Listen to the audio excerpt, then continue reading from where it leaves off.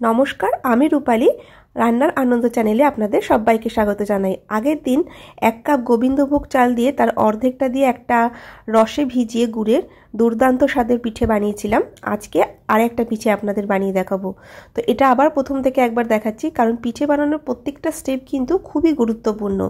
একটা যদি মিস হয়ে যায় তাহলে কিন্তু পিঠেটা হয় শক্ত হয়ে যাবে, নয় খেতে ভালো হবে না।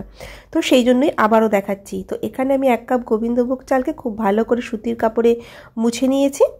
এবারে একটা ফ্রাইং প্যানের মধ্যে আমি দিয়ে দিচ্ছি 1 চামচ ঘি, দেশি ঘি। আজকের পিঠের এই পদটা দেখার পর যদি আপনাদের ভালো লেগে থাকে তাহলে প্লিজ আমার চ্যানেলটিকে সাবস্ক্রাইব করে নেবেন, আর সাথে লাইক শেয়ার করতে একেবারেই ভুলবেন না।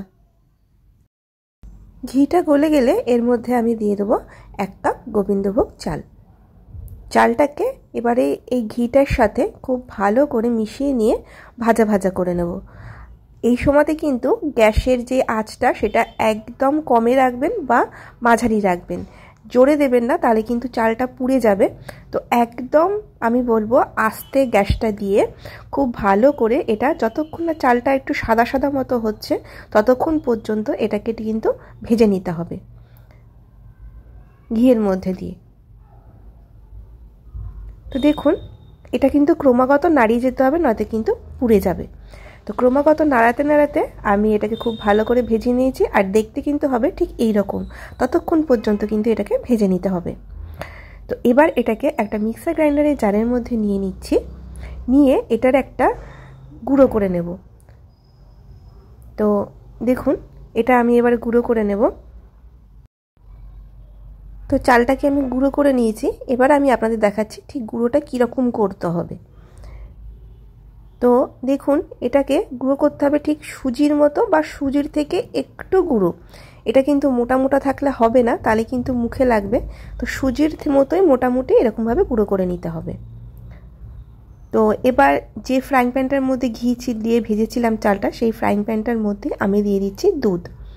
এখানে আমি মোটামুটি 3 কাপ মতো দুধ দিয়ে দিচ্ছি। তো দুধটা প্রথমে একটুখানি হালকা জাল দিয়ে নেব। আমি এখানে প্রথমে 2 কাপ দুধ দিয়ে দিয়েছি, তারপর কিন্তু পরে আরও 1 কাপ দিয়ে দেবো। তো 1 কাপ চাল আমি দিয়ে দিলাম। এই 1 কাপ চাল দিয়ে কিন্তু আমি দুটো পিঠে করা দেখাবো, একটা আজকে দেখাবো আর একটা পরের দিনকে দেখাবো আপনাদের। তো আমি এখানে 1 কাপ চাল দিয়ে দিলাম। এবারে চালটার সাথে দুধটা খুব ভালো করে মিশিয়ে নেব। এই সময় কিন্তু আঁচটাকে একদম কমে রাখবেন, আর এটা কিন্তু অনবরত চেপে চেপে কিন্তু মিশিয়ে নিতে হবে দুধটার সাথে, যাতে এর মধ্যে কোনো রকম দানা দানা না থাকে। এটা অবশ্যই মনে রাখতে হবে, খুব ভালো করে চেপে চেপে দুধটার সাথে একদম কম আঁচে মিশিয়ে নিতে হবে। তো দেখুন দুধটা কম হয়ে গেছে, এবারে আমি এর মধ্যে আরও 1 কাপ দুধ দিয়ে দেবো। আপনারা চাইলে একেবারে দিয়েও মেলাতে পারেন। তো এটার মধ্যে আপনি আরও বেশি করেও দুধ দিতে পারেন, কোনো অসুবিধা নেই তাতে করে। তো এবারে আমি খুব ভালো করে এটাকে কিন্তু মিশিয়ে নেব, আর এটাকে একটা ডোয়ের মতো তৈরি করে নেব। আটা মাখার জন্য ঠিক যেরকম আমরা একটা সফট একটা ডো তৈরি করি না, ঠিক সেই রকম একটা সফট ডো তৈরি করে নেব। এটাকে কিন্তু ক্রমাগত নাড়াতে হবে, আর একদম চেপে চেপে নাড়াতে হবে। এটা কিন্তু অবশ্যই মনে রাখতে হবে আপনাদের, নয়তো কিন্তু এই পিঠেটা ভালো হবে না। তো অনবরত নাড়াতে নাড়াতে এটাকে শুকনো করে নেব। আজকের এই পিঠের পদটা দেখার পর যদি আপনাদের ভালো লেগে থাকে তাহলে প্লিজ আমার চ্যানেলটিকে সাবস্ক্রাইব করে নেবেন, সাথে কমেন্টে জানাবেন যে আপনাদের ঠিক কেমন লাগলো আজকের এই পদটা। অবশ্যই অবশ্যই জানাবেন, আপনাদের একটা কমেন্টের জন্য কিন্তু আমরা খুব অপেক্ষা করি। তো কেমন ভালো হলো কি মন্দ হলো সেটাও কিন্তু আমাদের জানাটা খুবই প্রয়োজনীয় আপনাদের কাছ থেকে। তো দেখুন আমি একদম কম আঁচে এটাকে শুকনো করে নিয়েছি, আর এটাকে একটা পাত্রের মধ্যে কিন্তু ঢেলে নিয়েছি। তো এবার এটাকে গরম অবস্থাতেই কিন্তু মোটামুটি খুব ভালো করে আবারও হাত দিয়ে মেখে নিতে হবে। খুব ভালো করে মেখে নিতে হবে, কারণ মেশাতে মেশাতে যদি কোনো দানা দানা থাকে সেই জন্য, যাতে এর মধ্যে দানা না থাকে তাই জন্য। বাইন্ডিংয়ের জন্য আমি এখানে দিয়ে দিচ্ছি গুঁড়ো দুধ। এখানে আমি বড় 3 চামচ গুঁড়ো দুধ নিয়ে নিয়েছি। অল্প অল্প করে এই গুঁড়ো দুধটা মেশাবো, আর এই চালের সাথে খুব ভালো করে মিশিয়ে মিশিয়ে একটা সফট ডো তৈরি করে নেব। ডোটা কিন্তু সফট হতে হবে, আর খুব ভালো করে হাত দিয়ে কিন্তু এরকম চেপে চেপে অবশ্যই এটা মেখে নেবেন খুব ভালো করে। তো এটা মাখা হয়ে গেছে, একদম আটার মতো সফট মাখা হয়েছে। এবার এদিকে একটা ফ্রাইং প্যানের মধ্যে দিয়ে দিচ্ছি অল্প একটুখানি জল। এবারে এর মধ্যে দিয়ে দেবো দুধ। এখানে আমি 500 ml একটা দুধের প্যাকেটই ব্যবহার করছি। যেহেতু পরিমাণে খুব বেশি না পিঠেটা, সেই জন্য এখানে 500 ml একটা প্যাকেটই ব্যবহার করলাম। এবার দুধটাকে খুব ভালো করে জাল দিয়ে নেব। এদিকে হাতের মধ্যে একটুখানি ঘি নিয়ে নিলাম, এটা পিঠের আকারে গড়ার জন্য। এবার এই চাল মাখাটা থেকে অল্প একটুখানি একদম নিয়ে নেব।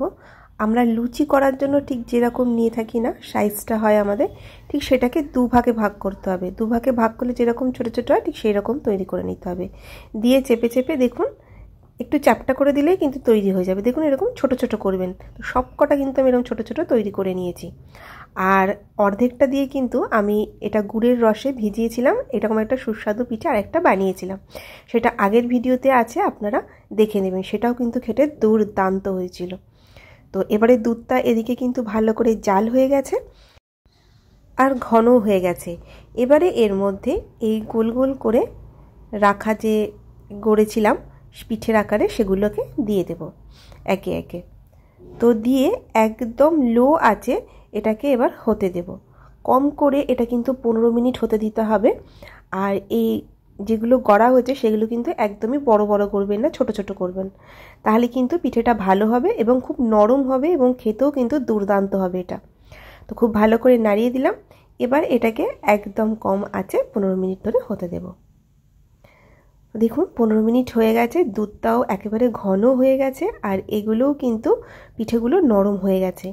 এবারে আমি এর মধ্যে বড় 2 চামচ চিনি দিচ্ছি, একটু ব্যবহার করছি। তো চিনি আর গুড় দুটো মিশিয়েই আমি এটা করব। তো আমি প্রথমে বড় 2 চামচ চিনি দিয়ে দিলাম, খুব ভালো করে একটু নাড়িয়ে নিলাম। চিনিটা গলা অবধি অপেক্ষা করব। একটু নাড়াবেন এই সময়তে, নয়তো কিন্তু নিচে লেগে যাবে, সেই জন্য এটা অনবরত নাড়াতে থাকবেন। তো এবারে এর মধ্যে দিয়ে দিচ্ছি আমি হাফ কাপ গুড়। এটা আমি হাফ কাপ আখের গুড় দিলাম। আমি যেখানে থাকি সেখানে খেজুরের গুড় পাওয়া খুবই মুশকিল, তো আমার কাছে আখের গুড়টা অ্যাভেলেবেল এখানে। তো আপনাদের কাছে কিন্তু খেজুরের গুড় বাটালি থাকলে সেটা অবশ্যই দেবেন, সেটাতে কিন্তু স্বাদ আরও দুর্দান্ত হবে। তো এটা আমি দিয়ে দিলাম, একটু ভেঙে দিচ্ছি। তো এই সময়তেও কিন্তু গ্যাসের যে আঁচটা সেটা কমই রাখবেন, জোরে দেবেন না, কারণ নিচেটা লেগে যাবে। আর অবশ্যই আস্তে দিয়ে রাখবেন, কারণ গুড়টা দেওয়ার পর কিন্তু দুধ অনেক সময় ফেটে যায়। তো সেই জন্য গ্যাসটা হয় একদম আস্তে করে দেবেন, নয়তো বন্ধ করে গুড়টা মিশাবেন। আর সামান্য একটু চিনি দেওয়ার পর তারপর গুড়টা মেশাবেন, তাহলেও দেখবেন দুধটা কিন্তু ফাটবে না। তো দেখুন আমি খুব ভালো করে মিশিয়েও নিয়েছি। আর এটা কিন্তু আস্তে আস্তে কম আঁচে ফুটতে ফুটতে একদম ঘন হয়ে গেছে। তো আর কিন্তু এই যে পিঠেটা বানিয়েছে সেটা একদম নরমও হয়ে গেছে, এরকম নয় যে এটা চাল দিয়ে বানানো হয়েছে বলে শক্ত। তো খুব ভালো করে এটা নরমও হয়ে গেছে আর খেতেও কিন্তু দুর্দান্ত হয়েছে।